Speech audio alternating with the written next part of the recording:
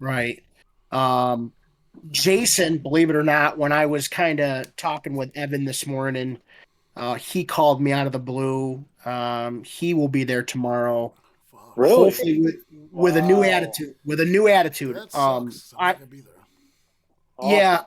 dude. You know what though? But I think I just feel like in my gut, like everyone's gonna start coming back around now. You know what I mean? Which is kind of awesome. You What's You up know, with got this all of us fucking newfound new attitude guys of going his? hard. I hope they come back. no doubt. What's that, Matt? What's up with this whole newfound attitude of his? What do you mean by that?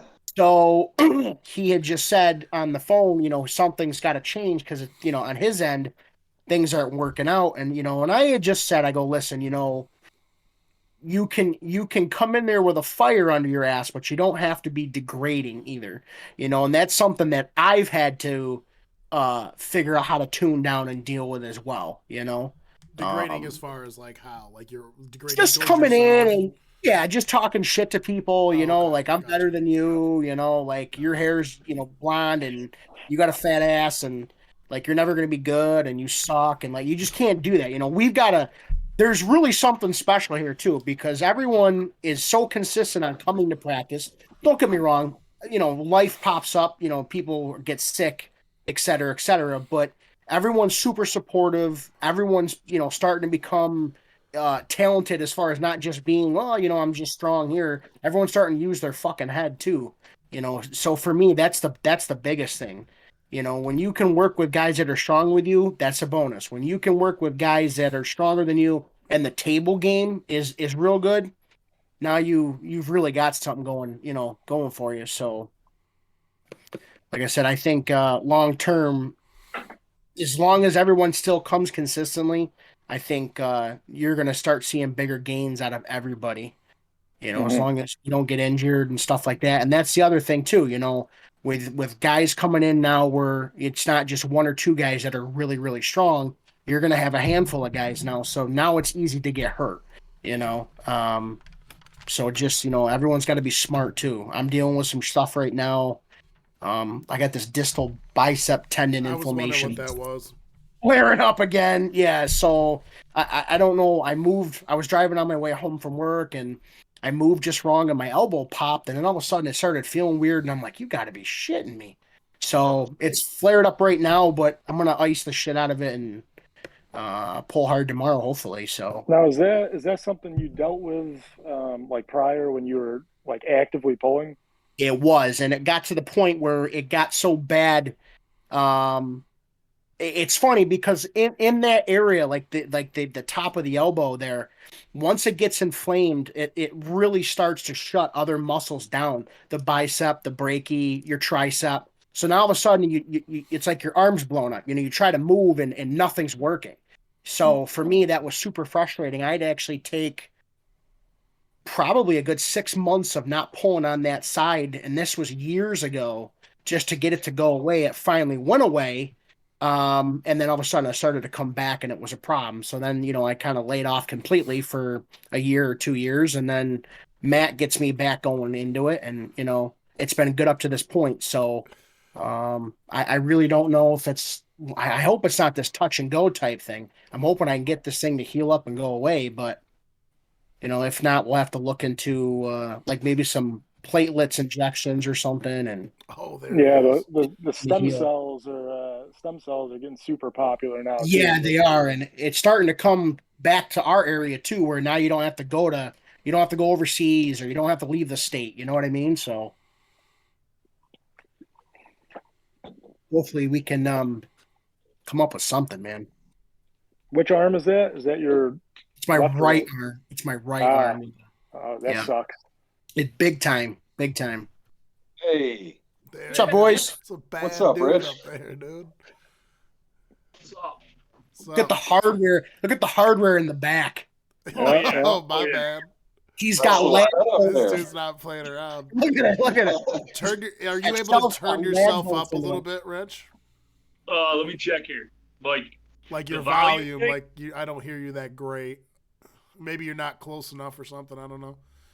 Can you hear me now? Yeah, pretty good. Yeah. Okay. You do. I got an Obama phone, man.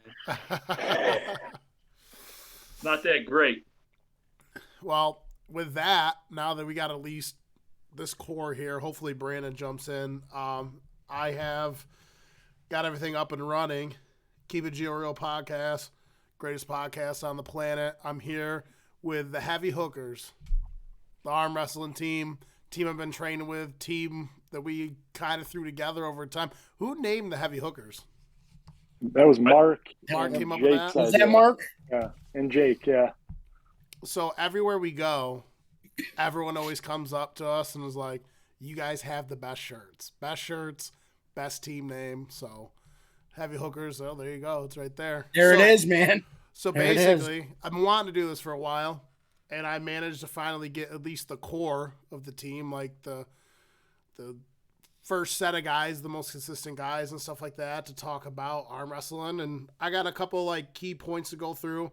But basically what I'll do is just like a little round robin, little intro thing, because I'd like to start doing these a little more often with you guys if you're available. Maybe like once a month or like every month and a half or something, or around the events or whatnot. And so we can keep just talking about arm wrestling as it evolves from where it is now going forward and stuff. Hopefully it keeps evolving. But so I'll just go around round robin, and I'll go with like the pixels that I have up here in order. And so basically I'll call upon you. Just tell me how you got into arm wrestling. Tell me what you love about arm wrestling. And then tell me what your favorite or preferred move is in arm wrestling. Rich, kick it off. So I always liked it as one of them things, just being growing up from our age bracket, always being competitive.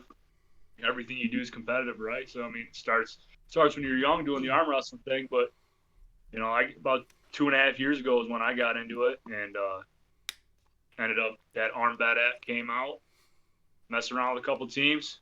The captain gave me a call, called me up to the pros, and now I'm here. But yeah, I love the competitive nature, especially going through the shit that I've gone through in my life. My back's shot, my knees are shot. All the other combat sports you can do as an adult kind of out the window at this point in time. But arm wrestling's there. It's that competitive nature, right? And but I mean, as everyone knows, I'm a top roller. That's what I like to do, suck in the hook. But yeah, it's kind of where I'm at, man. Love it. Love everything about it. Awesome. Freddy? Yeah, so I've been in the sport a little over 2 years at this point. Got into it because of Matt. One day, randomly, he came over to my parents and, just mentioned, he was like, hey, have you ever, what do you think about arm wrestling, basically? And I was like, what do you mean? And he brought me over to my dad had some speakers set up in the garage, and we just kind of like gripped up there and had a little match. And at that point, I was just going straight to the side, and I had no idea what I was doing. But after that, I went to a practice in Jesse's garage with a few guys. It was, Jesse, Matt, Jason, and I think that was really, really it at first. And I was hooked right from the get-go, even though it took me months and months to want to learn about any kind of technique or anything. Was completely hooked. And I think one of the reasons why I'm hooked is just because it's a lot more than meets the eye. Like, there's so many little technicalities and so many little things to work on and constantly improve on. And another thing is, you can't ever judge someone by what you see, like in the sport. Like, someone could be, a bean pole and you won't be able to move them at all. So that's one of the coolest things about it. And, also, like Rich said, the longevity of it, being able to pull into your 50s and 60s is awesome. And yeah, as far as my favorite move goes, I would say I'm more of like a back pressure based arm wrestler at this point. I wouldn't really consider myself a top roller. I feel like I'm still working on it, but yeah, I don't know, somewhere in between a top roller and a hooker, but just refining things. Matt? Hold on, let me fix my screen here. There we go. All right, so I got into arm wrestling from Sean. He got hired where I was working a few years ago, and heard through the grapevine, oh, we got this new guy, you know, he's pretty big. He says he's a pro arm wrestler. And I got to thinking, like, man, I didn't really realize that was a thing much past high school. And so on his first day, I think it wasn't even, I hit him right with it as soon as I met him. Like, oh, what's up with arm wrestling? What's it like? He showed me a few things, invited me over to his house for a practice, and you know, like Fred said, I was hooked right there. Um, the competitiveness is awesome. I was never really a competitive person for anything up until about 2013. I got into jiu-jitsu, and then once that life happened and that went downhill, I found arm wrestling and been hooked ever since. So let's see, I started out pressing, flopping my wrist because that's all I could do, and then progressed to top rolling, and now I've been playing with a lot of inside pulling in the hook. And I love the progression of it, the evolution of it, you know, you can keep setting the goalposts further and further and just keep going with it. So yeah, that's where I'm at. I just want to keep pulling and keep going. Gotcha. Sean. So I've been, we'll just say 10 plus years total. Competitively, probably only like 6 out of that, realistically. You know, the other times have just been, you know, putting my 2 cents in if people ask, showing up to practices here and there, maybe training in my basement on occasion, you know, nothing serious. But when I first started, it was 2000, geez, I think it was 2013. At the time, arm wrestling was kind of hitting this pop, right? Game of Arms had just started to come out. So that was a thing. And next thing you know, a lot of the strong guys in Syracuse all showed up to Quaker Steak and Lube for this big tournament, right? Well, needless to say, I think a lot of us were humbled that day. You know what I mean? It wasn't just a walk in the park like we thought it was going to be. I had actually was approached by a gentleman named John Eaton. Again, had been in the sport for a while. Extremely strong and talented grip guy. You know, can lift the blob, can do the rolling thunder. You know, the pinch grip. You know, you name it, he had it. I mean, he closed in a 3.5 like nothing. Um, so he had kind of approached me, and it was a weird deal because at first I'm like, man, this dude's like all over me. And like my wife had even said, it's like, dude, he's putting his arm around, he's taking pictures with you. Literally. And the dude has got a heart of gold. Honestly, one of the nicest guys you could ever meet. He got me hooked up with Chris. And it was funny because all of a sudden now everything is at your fingertips. You know what I'm saying? You got world-class guys that live in your backyard that you would never know that were there, you know? So at the time, there was a lot of us that, you know, got hooked that particular day. And you know, over the course of probably 2 years, you know, consistently twice a week, we would come together and we would train, you know, and a lot of guys went from nothing to something real fast, you know. Guys who are podium and you know inside of 6 months at national events. You know, Grimaldi's one of them. Michelle's one of them. I got lucky. There's a couple guys that aren't around anymore. Again, we're at the time we're extremely talented right out of the gate. You know, so from there, I was kind of, I wouldn't say a nuisance, but like I was always there. You know what I mean? Like I tried to pick everyone's brain. I tried to be the first guy there, the last guy to leave. Really put in my time. You know, so you know, inside of 6 months to 3-4 years, I got really good really quick. You know, to the point where you know national events weren't a big deal. It was at the point where I was, you know, prepared to put the money down and go to Worlds and try my best there, you know, and at that time, I had, you know, kind of had fallen away from me. You know, guys weren't showing up to practice. There really wasn't anyone there to push me no more. So it was just kind of like, what the point? You know, what's the point? But by then, you know, it was funny because a lot of the small things guys look to do inside of, you know, 10 years, you know, by the grace of God, I accomplished that within the first couple of years. You know what I mean? So like, again, going to a nationals, going to a world, it's like, it wasn't a big deal anymore. You know what I mean? the guys that were, way, way up on the bar when you first started, now you're consistently beating them, no problem. So again, it was just like, what's the point? But um lately, there has been a change in my attitude. With all you guys starting to get together, and it started out obviously just Matt, Fred, and Jesse. I just like showing up. There was no pressure. You can coach guys through it, teach them a little bit about the sport and then watch them grow. I think for me lately, that is that's been a huge thing for me. You know what I mean? Um, Getting off topic here, and I apologize, but Go for it. yeah. So I think at this point, my, without a question, a top roll for sure. Just to keep this thing rolling. At this point, I still have an inside game, no doubt, but I feel way, way stronger on the outside for sure. Yeah, for sure. Awesome. No, that was awesome. That's good stuff, guys. Thanks. Um, quick for me, just quick. I came from combat sports background, played every sport growing up.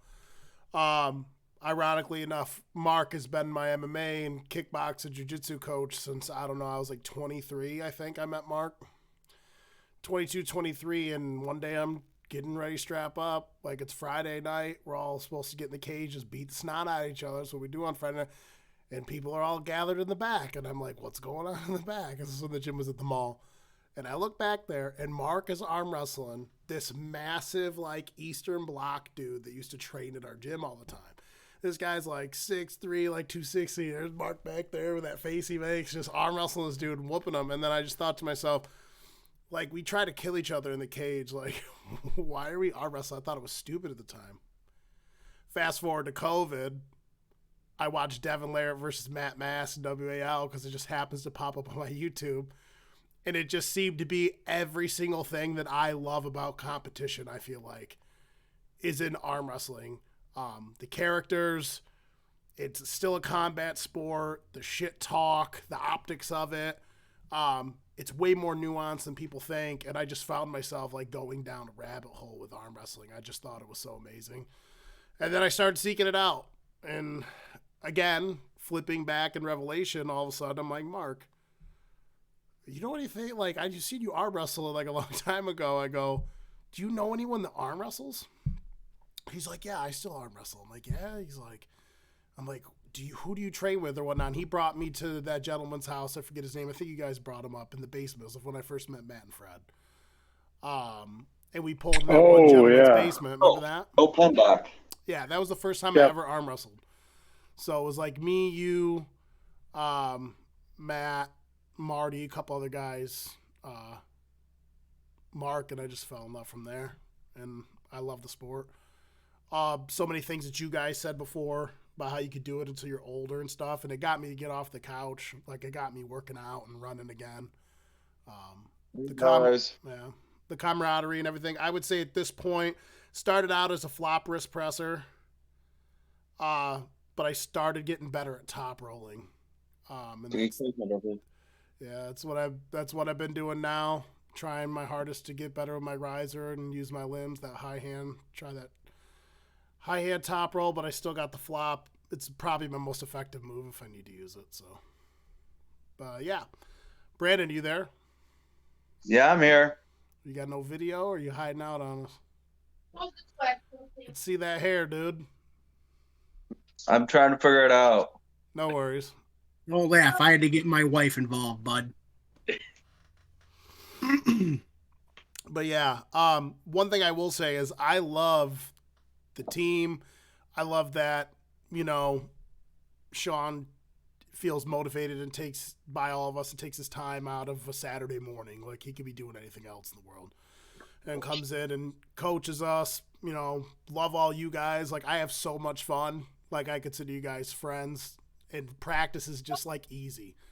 It's, like, in terms of getting there and doing it and, like, feeling, like, accomplished. It just feels like a comfortable thing we got going on. Where if I've trained all kinds of sports before, and it doesn't flow as well, and like people aren't as coachable. But I feel like it's just like seamless with us, and the team's only getting bigger. Like God, we've had like what? One day we had like 13 people in there when like Yeah. finishers and all those dudes showed up. Like we didn't even Yeah. have enough tables. Yeah, the 3 tables is already getting Ready? Yeah, not enough. Yeah, for sure. Yeah, Yo, Mark's there gonna it is. have to purchase a couple more tables. Yeah, I said that maybe like, well, I'll just pitch in and get an extra practice one, maybe have a Mhm. fourth one. But Yeah, for sure, man. uh, Even one more would make a difference. So right. Brandon, we did intros for everyone real quick. Tell us how you got into arm wrestling, what you love about it, and what your favorite or preferred move is to do on the table.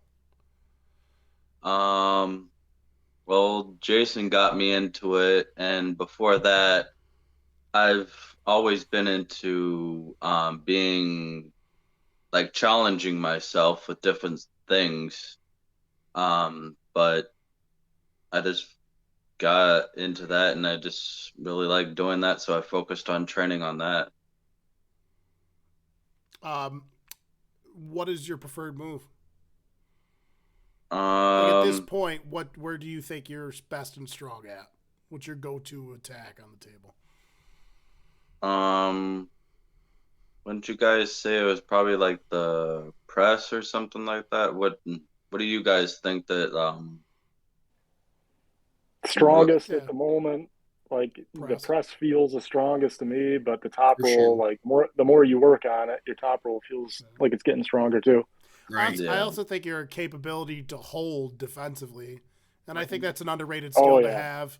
And I think when you really get behind your shoulder and dig and hold people defensively, I think you're really Yeah. strong. Well, there, too. that bicep lock, like right at the bottom where the pin pad is, that's tough. Yeah. He can hang out there all day, for defense, which again, that's a huge part of the game too. He's definitely got it down low, no doubt. Yeah. So I guess we'll move into the state of arm wrestling today. Maybe talk about a little bit how much it's evolved and where it's at. Like it's just way more popular in so many ways than it's ever been now because of social media. Some of these guys in that sphere are becoming just like larger than life figures, like your Devin Larratt, your Travis Bagents and stuff.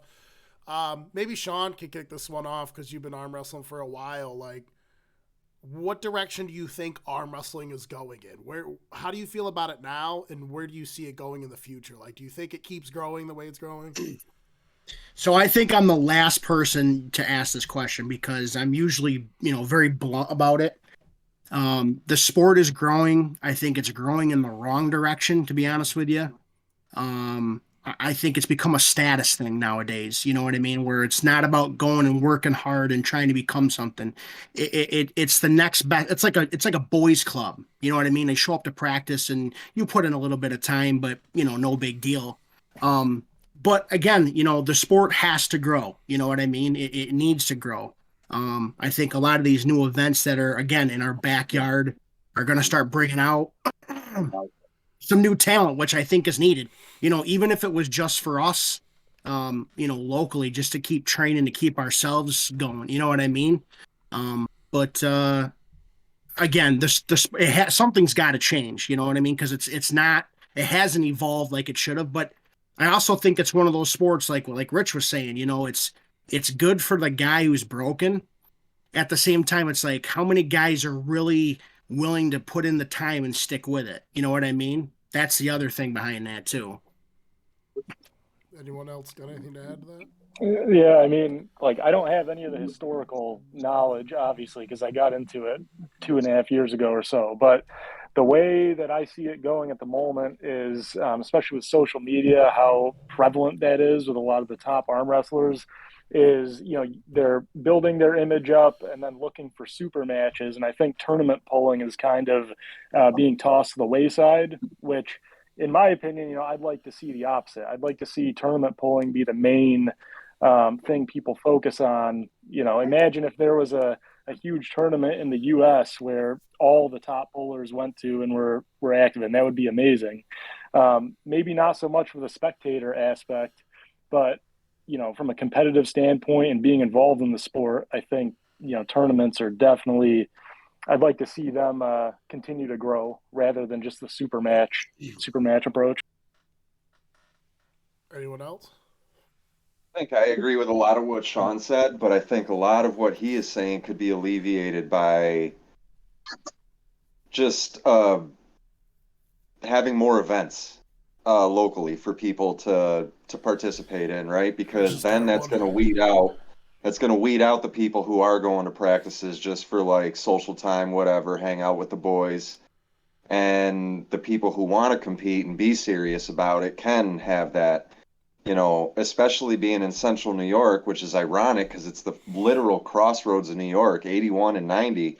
The fact that there's no regular kind of event or even any kind of like state arm wrestling body, like just the event Freddy went to recently. I followed that dude on Facebook, and Ohio, they have their own state ranking system.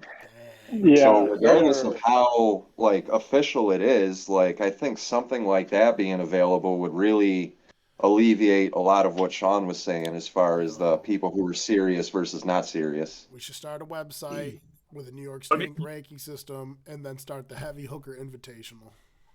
you see that like all over. Like the Northeast is just so far behind the curve with that. You look like down south, like Texas and Florida, the TAL and the FAL, the Florida State League and the Texas State League, they're hosting events, you know, monthly events, quarterly qualifiers, semi-annual qualifiers coming up just to the state event, so that Absolutely. when they get to the state event, they've already have a seeding system. So it's not like the 1 and 2 seed in the state have to bang against each other first round, and then one of them has to fight to the finals, Right. while the other one gets a free road. It creates a seeding system, so it makes the tournament, more fair. How many tournaments have we been together? Like, look at me and Matt, for instance.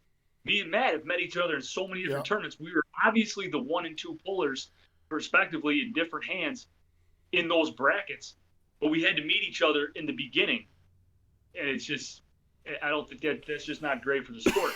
And the other thing with the promoters up here, I mean, they do try their best, but the fact that a lot of the promotions, these guys are still not basing the sport up here on the athletes. They're basing the sport on the money they can gain from the brackets. Absolutely. You know what I'm saying? So if they can someone getting to James Reed's ear, which isn't going to happen, but tell them like, listen, hey, maybe you take a hit on these next couple tournaments where you're not making, your $15,000, and let's get some actual structure up here so you can actually, Matt said, keep the people that want to stay and pull and let the flashes in the pan leave. Just something to add to. I think now that Inganterzi has got this East versus West thing, I don't think James is going to be able to put on your basic backyard tournament anymore. You can't have an arm wrestling event on a hockey rink. Number one, it's cold in there. Number two, it was a shit deal all the way around. There's been multiple tournaments that he's put on where it's just like, this is not how it's supposed to be. And again, I have nothing bad. I'm not saying anything bad about the guy. He has done an awful lot for the sport locally, which again, it's about time somebody has stepped to the plate and said, okay, well, if we're going to do this, we're going to do it. You know what I mean? I just think, again, there needs to be change. It's got to go in a different direction. I think organization would help a lot with that. Absolutely. Yeah. Absolutely. A proper venue, instead of having it, like I said, on a terrace in front of a bar or a restaurant, you gotta, big time. You've got to pick venues that you have to pay for, that are classy. It's warm in there. There's enough seating. You just got every little thing. Like, look at Mazarenka. When that guy puts on a tournament, it's a show. It's an experience. You know what I mean? And I think that's important. Well, even the small tournament in Ohio that I just got back from, that was like a fundraiser tournament for the local Kiwanis chapter around there. And that was the guy's first tournament that he had put on, and just the amount of effort he put into it. So, it was in like a church gymnasium or something, but like the way they had the lighting was amazing. You know, they had the seating all around the table and everything. So even the people, you know, they got a close view and could see everything. And it ran smoothly, like without a hitch. I think he had like Tim Lewis's help or something, and that really helped out. But the whole tournament, I think it had over 100 entries, and um, you know, it got done, all the classes and everything in the super matches. It only took like I think like 4 hours, 4.5 hours, which really isn't that bad, especially with the intermissions and stuff. So it's just like in my mind, it's just an effort thing, you know, to make a tournament run smoothly and for people to enjoy it, because it's not like it's super complicated what needs to get done. You know, just got to put the effort in. Absolutely. Rich, you ain't the only one with some fucking hardware out here in these woods, dude. Oh. Yeah. Dude, all you guys' pictures are frozen on my phone, so I can't even see Oh what you guys. no, I was pulling Yeah. up some of my arm wrestling stuff, like my medals and stuff. Thank Drop your God. screen and then reload it. Yeah. What do I got to do? Drop your screen and then reload it. I've been having to do that a bunch throughout this thing. So yeah, just like drop it down and then click on it again to reload it.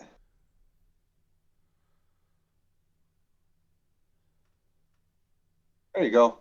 There you go. That's working. Okay. All right. Yep. Okay. And you So- can do that while everybody's talking and stuff. Like I said, I've had to do it a bunch through here. I can only see 3 people plus me, and the other 2 people are loading. That's what I got. Is there any other things you guys would like to add on, or any other comments in terms of the state, the future arm wrestling, or anything that you guys think could make things better going forward? I probably can say something.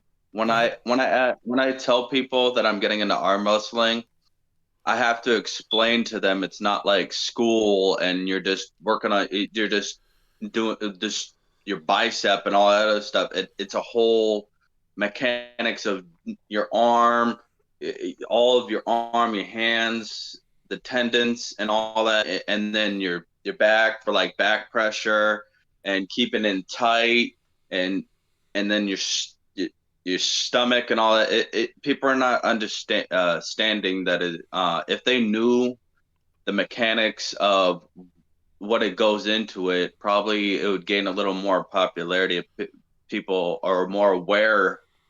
And not a lot of people know that it doesn't just have to just do with something you're just doing at school just to show off to like how strong you are in school. And if people understood, like I said, the more of the mechanics of it, they'd probably be more into it, because you can be well into your 60s, 70s, or whatever and still be able to do it. It's a more of a long-term sport. Yes, your tendons have to take time to develop. It's not like your muscles. You can grow get really big with your muscle based, but when it's tendon based, that takes time. And some people don't they either want to rush and try and get as strong as they can, or they don't want to just take the time and also the technique that goes into it. Yeah, I get the same reactions as you when I bring it up still. You know, like you know, my fiance's family members and whatnot, they'll be like, "Oh, arm wrestling, what? It's a real thing." And like, you know, I'll go to explain it and I'll say, I won't get too deep in the weeds and stuff, but I'll basically say, yeah, there's a lot more to it than you think. And for the most part, they're like, oh yeah, that sounds cool, but I don't think you can really appreciate it as a sport until you actually try it. And you feel all the different pressures and everything, and how, you know, even after your first practice, how sore you are, like all the different feelings of soreness that you wouldn't get in any other sport. So it's hard to really do it justice without getting people to actually try it for themselves. Yeah, That's a big problem. No, you're good. Oh, go ahead, Evan. You're good. I was going to say that's a big problem in and of itself, because at the end of the day, regardless of whether or not somebody will understand how much technique and effort goes into arm wrestling, at the end of the day, it's just, unless you're a participant, it's really not a spectator-friendly sport. You go online, like one of the best matches that I've seen as far as like cinematography, the shots, the angles, and everything was 217's video of John Brzenk versus Pavlo. Like that entire video was so well done. And regardless of that, like at the end of the day, if you're not an arm wrestler, you're just, I don't think you're going to have appreciation for it because it's just not very spectator friendly. Yeah, and there's this such small little movements during the even with that video with Brzenk and Pablo, like unless you're looking at it with a trained eye, like you know what you're looking for, it's just gonna look like two guys, pulling each other's arms to the pad, and that's it. Right. Nothing more than that. Right. So Yeah, I get some very odd responses because in the other sports I do in some of the other circles I'm with guys that compete in all kinds of sports or competitive. I'm like, they're like, so what have you been up to, whatever, and I show them what I'm doing and stuff, and they're like, they think that like the fact that you could use your body is cheating, and they don't understand it. They're like, why isn't it called body wrestling? You're using your whole entire body, and I try to explain to them how like actually nuanced it is and stuff like that. And some of my buddies are pretty receptive to it. They actually try to talk to me about it now. I actually had a friend that pretty big guy. He's like a Mason. He's pretty strong. He's texting me. He's like, dude, I've been thinking I might want to try this arm wrestling shit. I'm like, let me know. But I don't mind taking the time out. I love the sport so much. I will take the time. I will like if someone wants to hear about it, I'll break it down like a fraction for them to the best of my ability as a novice. There you go. Because I want people to know that the sport's fucking awesome. Like, listen, I was that same exact guy when I was in my early 20s. When I first seen Mark Bull, I was like, this stuff is fucking stupid. Like, we'd kill each other, and then I fell in love with it. Like, and it's the most fun I've ever had. Like, and it's fun, and it's hands down the hardest and most frustrating thing I've done. Like, if you told me I had to arm wrestle someone that was my equal or fucking fight a grown man to get to my next paycheck or my food, I'd probably fucking fight him. That's probably easier route than arm wrestling a motherfucker. Like, it's hard. And that's one of the reasons why I fucking am having so much fun doing it. But yeah, I go out of my way to be like, hey, this is what this is about. And if you want to hear about it, I'll educate you on it. But yeah, some of the responses are just so fucking weird, dude. Like, it's so Me hard. after a while. well, there's also the injury based Oh, that's responses another too, one because too. all Absolutely. the like compilation videos on YouTube of people breaking their arms and stuff, that just scares people away. Right. That's a false perception, though. You could get It is. injured as bad or worse in any other sport. Yep. Absolutely. It's Football? just arm wrestling is always going to have that stigma. It's always going to have that bad reputation because, the worst injury that you could get, I mean, Sean will tell you, I mean, you could break your arm and come back from it. It is possible, Absolutely. Absolutely. right? So, I mean, it's a valid concern for some people, but at the end of the day, if you really look at it in comparison to some other sports, like we're not getting our heads beaten in, we're not going to end up with CTE. Right. Yeah. I mean, I thought Freddy was going to quit after these recent rashes of people getting hurt. Fucking, what's his name got hurt. Freddie came in the next day Aaron. looking like he seen a ghost, dude. I was like, yeah, right, Freddie. That one was just close to home, especially because like He's your boy. You got him into it. I got him into it, and then he ended up like the first practice he goes outside of our club, he goes and breaks his arm. Yeah. So, That's odd to me. I don't know. It's unfortunate because, if like I said, I'm not pointing the finger by any means or Keep anything like talking, that. I'll be right back. When you are a senior puller, so for example, a new guy like Aaron goes out to Utica, the kid isn't up to par with everybody else. Don't put him in a position where he's gonna break his arm. Pull him out of that position. You know what I'm saying? Work with him, teach him. A lot of practices that, I remember when I first started, you'd get nothing out of. Other than getting your head kicked in or being maimed, you'd get nothing out of it. You know what I mean? Arm wrestling's got to be about a sport where there's education behind it too. How to not get hurt is one of them. You know what I mean? How to be smart is another. Lifting people up, not putting people down. You know what I mean? I just I think it's very unfortunate what happened to him, man. You know what I mean? Because he could have been extremely talented for sure. Yeah, At the end of the he day, was nobody so really knows. I mean, there's no video of it. There's no pictures of the Right, incident. Nobody right, yeah, knows what position right. his arm was in. Yeah, no doubt. So I thought it's, Mike Hawks because he was the one holding him. yeah. Yeah, I mean, again, Fucking it's an Hawks, dude. unfortunate thing. So call yeah him because up. he Be like, what happened? well we've already like Matt and I already kind of dug into it, and from all the accounts from Aaron and even Mike Hawks, it seemed like he was just holding him, and Aaron maybe got to the end of his move and did a very slight, like he twisted a little bit, and that's all Right, it took. right. And I mean, It the happens, thing is, yeah, the thing is, it's like this is why another reason people shouldn't get too scared of joining, because like if you look at the injuries for the most part when they happen, it's something that you could have prevented, and it's almost for sure. always novice. All It's of the almost ones I've always seen so far. novices. Yeah, yeah. So like, it's exceedingly rare to see like a veteran puller break their arm, for example. You just don't really see it often. So But yeah, so moving away from injuries, I guess what we'll do now is we've talked a little bit about arm wrestling, the state of it, things we like and love about it, our backgrounds and stuff like that. Let's actually talk about some arm wrestling matches. And I guess we'll start with, all the stuff that happened at East versus West 5. What matches stood out to you guys? I have them all up. We can talk about whatever ones you want. What matches stood out with all these matches? Any matches you want to comment on? I had a couple of guys that I wanted to see pull for a while, like Justin Bishop, even though he had a competitive match, but this Adam Warzinski kid was a fucking monster. So what matches stood out to you?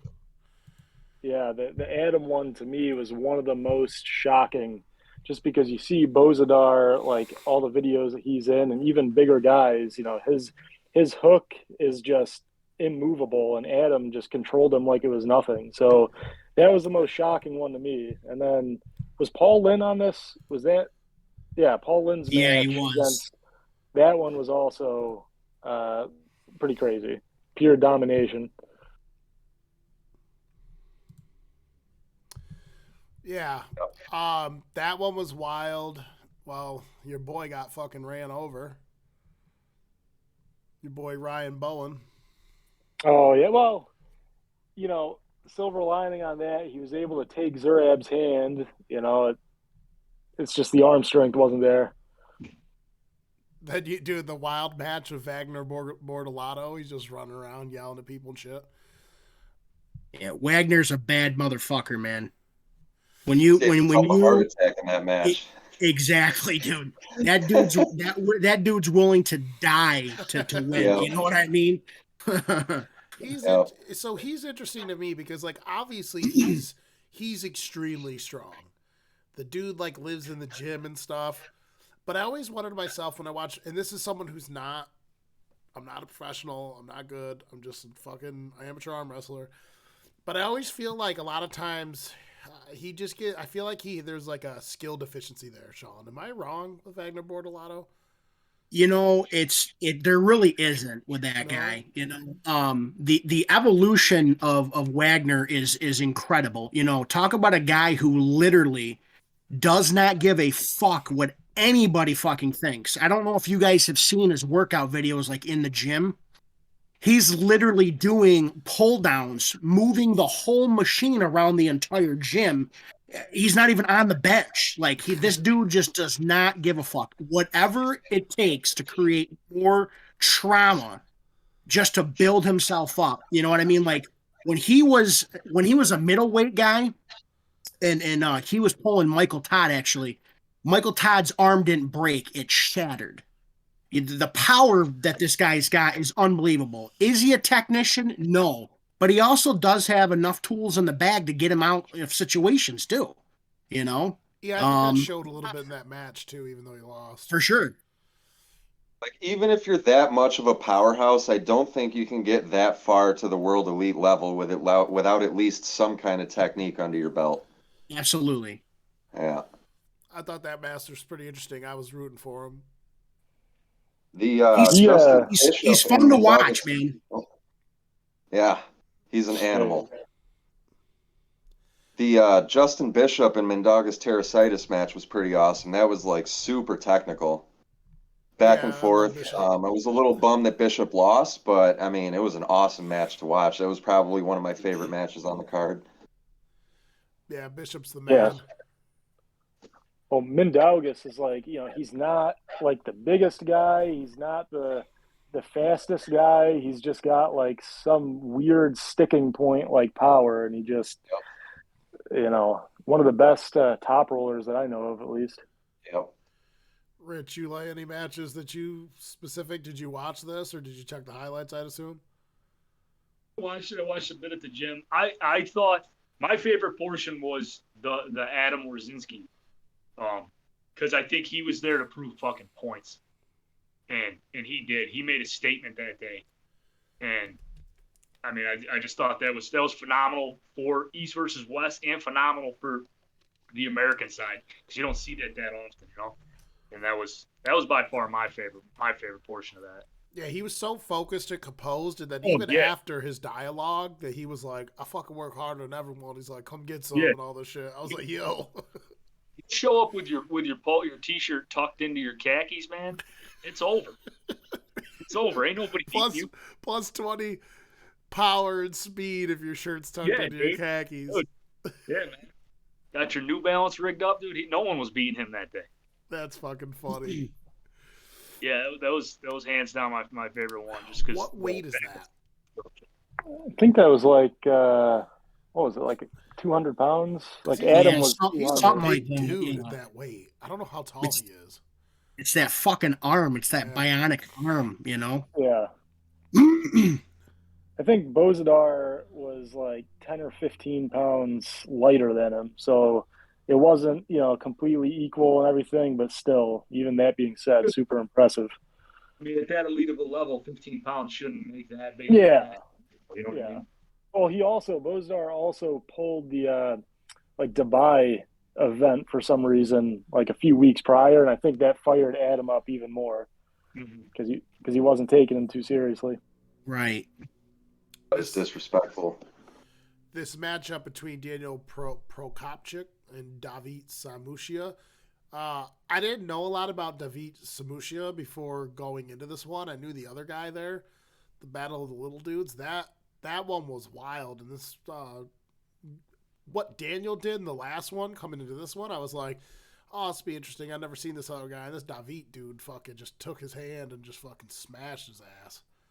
They got to the point where Prokopchuk literally just couldn't do anything. And Daniel's a freak too. He is like a machine, and I think he's like a orthopedic surgeon or something. That's like his day job. Oh shit! And he has all kinds of videos on his YouTube channel that are like super technical, tutorials and whatnot. It's pretty awesome. You ever seen his recovery videos where he hooks himself up to 87 resistance bands and it's just doing pronation, rotation, shit like that. And it's good for tendon stretching. To have the wherewithal and all that with that, that's phenomenal. Yeah, and he, I think it's probably because his job and everything, but some of the videos he has are really science based. So you can tell he's got a really good understanding of how the body operates and probably why he's so good. I was impressed with Paul Lynn. He's doing well.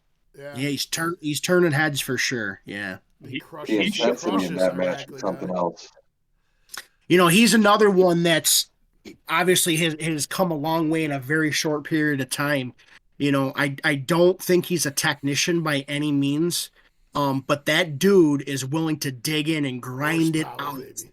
You know what I mean? Exactly. At the end of the day, being strong is important. You know what I mean? But he's also got a little something extra too that most people don't have, and I think that's heart. I think that goes a long way. Especially when you're going into some of these where it's like, I don't know this dude. He's an overseas guy. I'm still gonna pull his ass. And again, even he'll take his losses like a man, and like I said, he will go down fighting for sure. He's not going to just give over or bend over and be like, oh yeah, it's it's over with. That dude will grind it out to the end. So a lot of respect for him. And to think we had Jason, who wasn't even in his like near his prime where he could be. Jason pulled Paul in at the first Trojan Wars we went to, and he actually, kind of stopped him a little bit. Like it wasn't a flash pin. Paul Lynn had to work for that. Right. And then in that same tournament, Jason went on to beat Paul Talbot like convincingly. Right. Yep. Yeah. Right. That's I think awesome. Paul was pretty upset at that one too. I remember that. Yeah. Yep. Paul Talbot was running from Jason in the strap in that tournament. Jason That's wanted to awesome. go right to the Paul was like, no, we're going to figure it out before we get to the strap. Right. And they ended up going there and Jason put him down, but yeah, he was running from him. That's awesome. That's great. Good stuff. John Brzezinski versus Olive Petrenko. What's the fucking age gap on that? Petrenko is like 26. Yeah, a huge one. You're talking years of knowledge. You know what I mean? And again, the kid hung in there too. So I mean, Dude, John's the man. He's been arm wrestling he's longer than the that kid's been alive. absolutely, Yeah. absolutely. Absolutely. You definitely see that he's having, obviously, and it's not, I mean, he's almost 60. He's having to like dig in more than ever. You could see on his face. Like these kids are like giving him all they can handle, but like his hand is still just so strong and he just fucking waxes these kids. It's so fucking funny. That was like when he pulled Pablo. Yeah, he decisively beat Pablo down in Kentucky, but I mean Pablo had him completely redlined in that defensive lock. Right. And if Pablo had just that was a couple more horsepower, maybe hit it a little bit harder, he would have had him. He had John right on the ropes. Yeah. For all the talk, that John, the praise he gets about his hand, obviously it's like his primary weapon and everything. His arm is no joke either. Like he held not only Pablo, like Rich said, but Corey West when they faced. My God, that was like Corey West had all of his weight behind it and everything. It was like a hook war, and John just somehow pulled him out of it. It was insane. Yeah, when all else fails, like I said, John will figure out that angle and he will roll you. There's no doubt about it. I've seen him, for example, we're talking a few years ago, Devin got in there real good and deep, and that's the worst thing you can do with a guy like that. And John just fucking rolled him like there was nothing. You know what I mean? Like the dude's a madman. Yeah, I'd like to see that rematch at like the same weight. Because in WAL, when Devin and John pulled, they were lighter, right? Correct. Yes. Yeah. Yeah. Correct. So if Devin drops down a bit more, I'd like to see that rematch. For sure. Yeah. Yeah, I'd like to see Devin go down in weight too. I think that'd be awesome.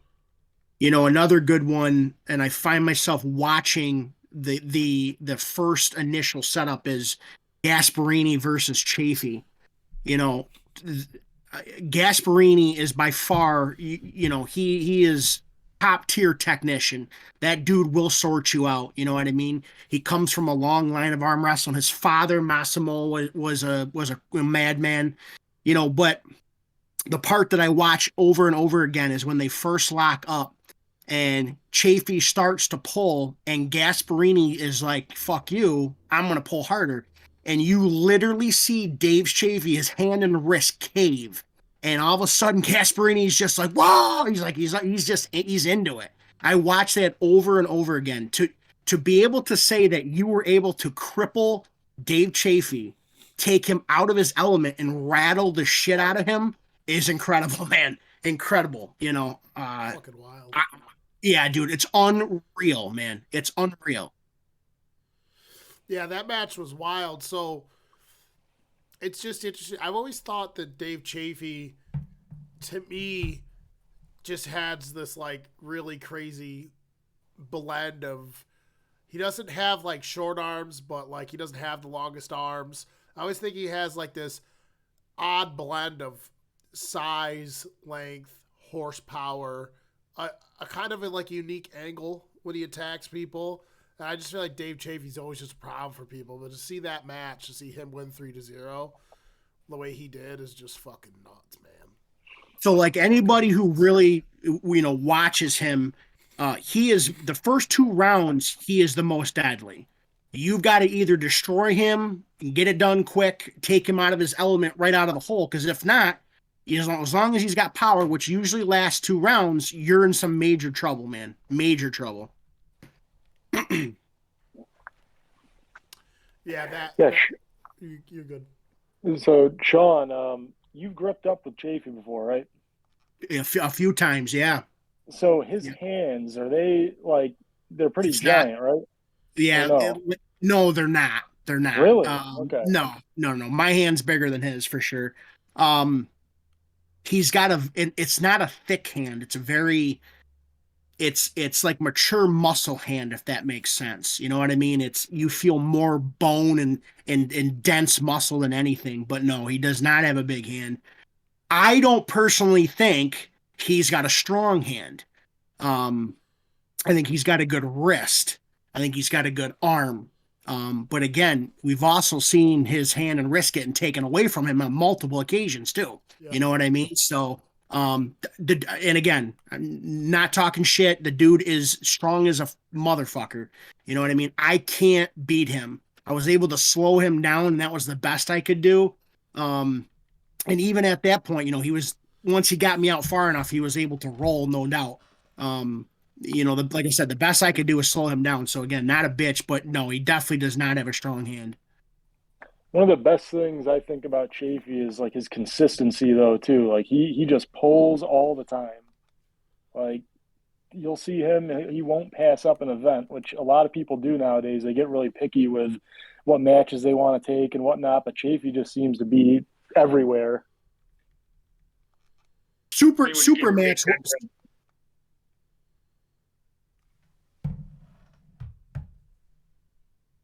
Say it again. I said, when you're getting paid $10,000 a match, I'd True. show up everywhere. True. Yeah, right.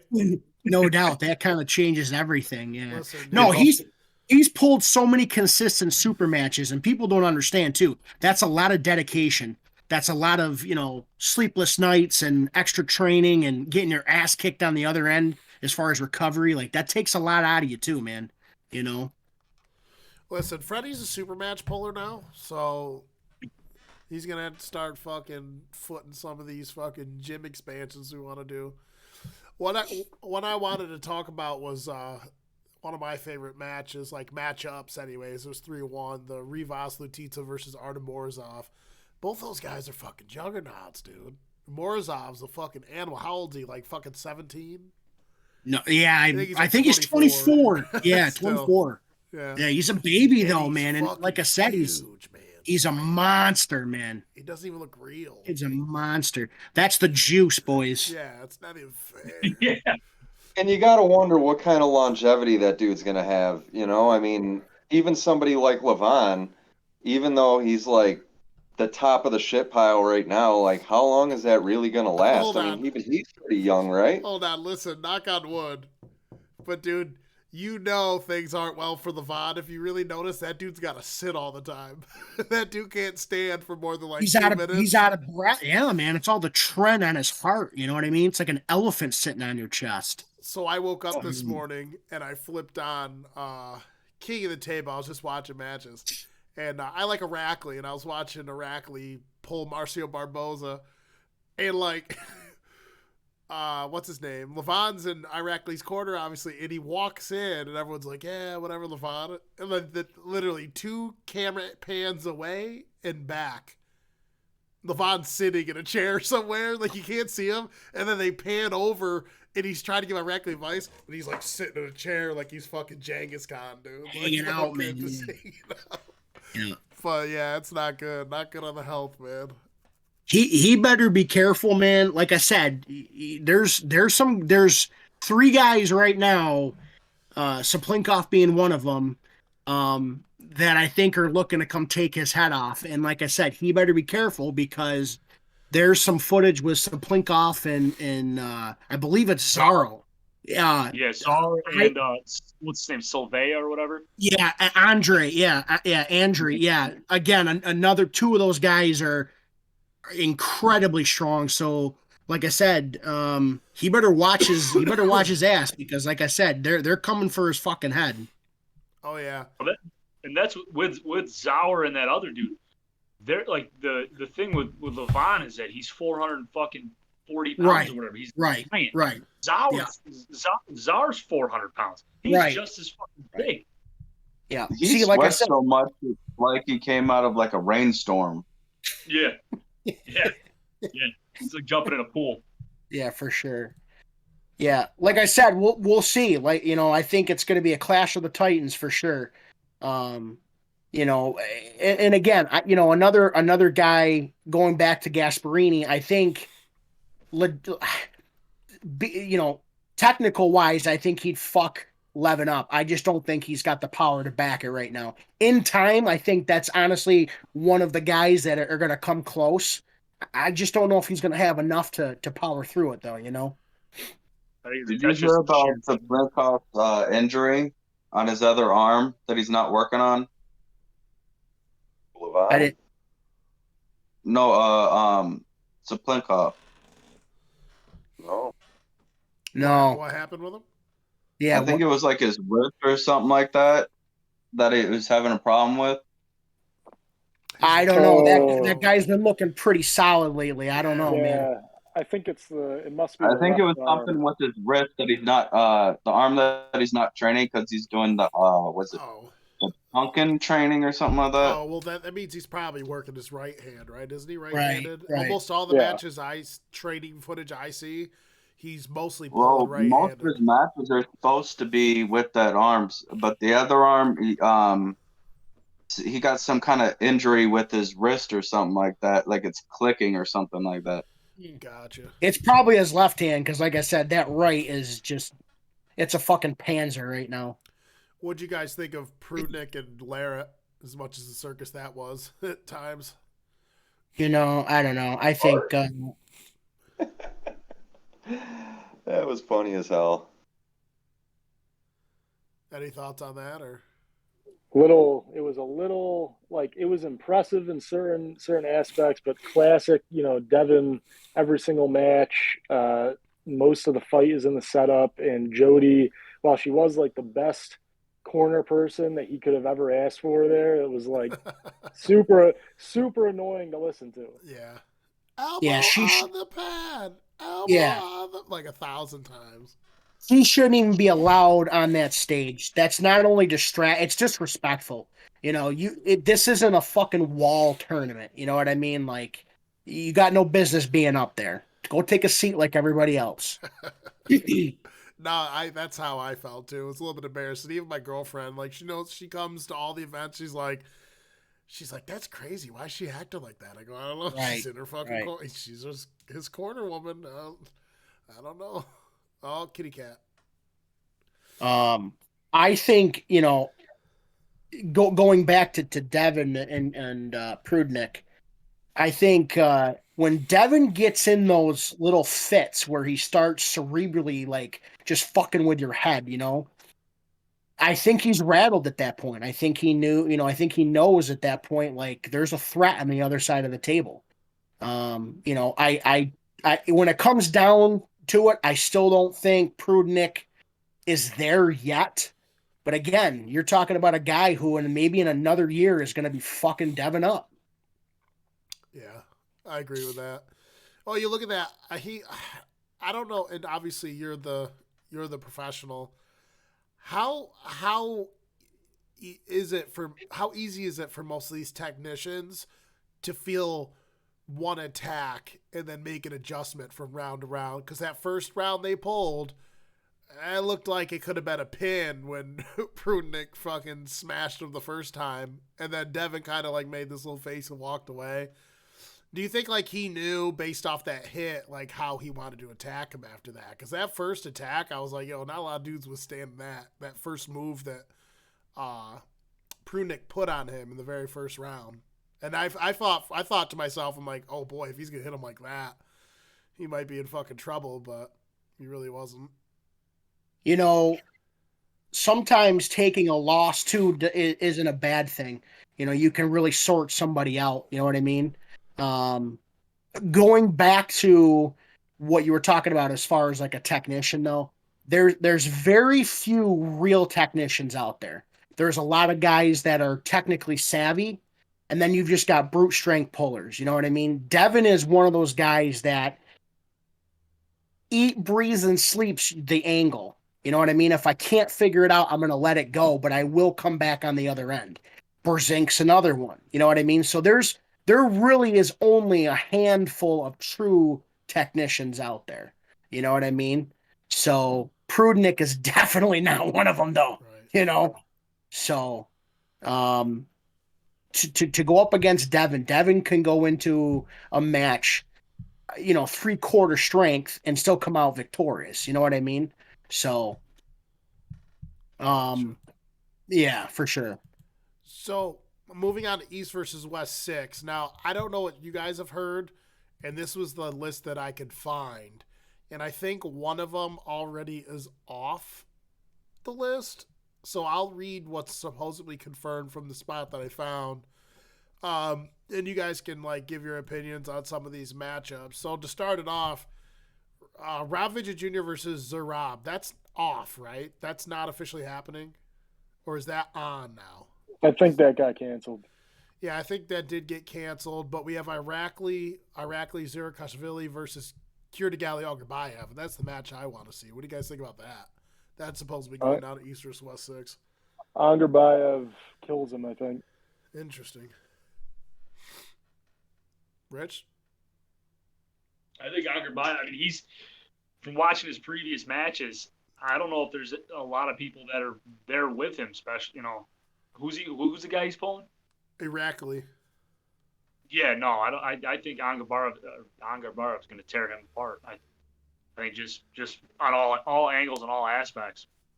He was looking good. He's looking good at the past few events. Yeah, he's looking really good. Algerbayev's an interesting cat. Just like unassuming kind of looking guy. He's a fucking killer. From what, Kazakhstan? Is that where he's from? Something like that. I believe so. Yeah. One of the best arm wrestling like nations there is. Gabby Vasconcelos takes on Barbara Bachovia. I don't know who that is. Yeah, I don't know who she is. Nobody touches Gabby. Yeah, Gabby is definitely on her own program for sure. Oleg that last girl. What's that? That last girl Gabby had a match with, Agley or whatever her name was. What's her name? Agley, yeah. Didn't she pin Gabby round 1 and then Gabby come back and took the rest of it? Yeah, I think that's how it went down. Yeah. So Gabby is pinnable, but I don't know who the other girl is. So I'd have to do a little research. I've never seen her name, so I mean, there's only like a handful of really good women right now. But so when I seen her name, I was like, I've never seen her.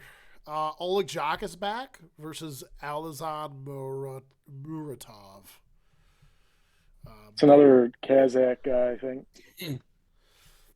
Chant Shaw versus David Arubuli. No idea who Don't know who that guy is. There's Sharon Remez versus Zura Suhadadze. And then Todd Hutchins versus Petro Marharant. Don't know who that is. I've heard the name, but never really looked into him. And Good to see Todd Zoa back, though. Okay, so here's all the cool ones. These are the awaiting confirmations. Craig Tullier versus either Daniel Prokupchik or Bojidar Simonev. Erkin Elazamov versus either Cobra Rhodes or the winner of Cobra Rhodes versus Haydar Gild. Well, when I see that Haydar Gildil dude, I knew he was going to run Cobra over. I feel bad. Arsam Lilayev versus Paul Lynn. That's in the works. What? Oh, that would be awesome. I mean, Paul Lynn's already going to pull Rustum, right? I don't know. Yeah, I don't know, man. I don't think, let's talk about that for a second. Yeah, go ahead. Baberov's a bad motherfucker. You know what I mean? I know right now he's doing some sort of like massage therapy, so I don't think he's training as hard as he was before. Um, I'll be honest with you, like as much as I want to root for my, for the USA, I think I think Rustom's going to get him. I really do. Yeah, I think Rustam's in like the UK now for some reason, and he trains Right. with some like club out there. So clearly not like as good of a training club that he had. And where's he from? Like Russia or something? Um, Somewhere over there. But I don't know. I mean, Paul Lynn's looking real good, and Rustam's been out of the game for quite a while. So I wouldn't count Paul out. You could drop your lethal arms plug, Freddy. That's okay. Yeah. I'll show up in my Lethal Arm shirt tomorrow just so Jason can see it again. Yeah, you won't. He'll be like, lethal arms. Or my Matt mask. Sure. Yeah. Corey West versus Arif Artem. I don't know. I haven't seen Arif Artem pull, have I? I don't know. Arif Artem. And then apparently they're trying to match Alex Krejci up with someone, Gennady Golovkin up with someone, Giannis Omlin's up with someone, and Weston Krejci want to pull both hands. So supposedly they're trying to find those guys somebody. I thought Michael Todd was supposed to have a match with Underbayev on that card. I'm pretty sure there was talks about it. I'm trying to find something better here.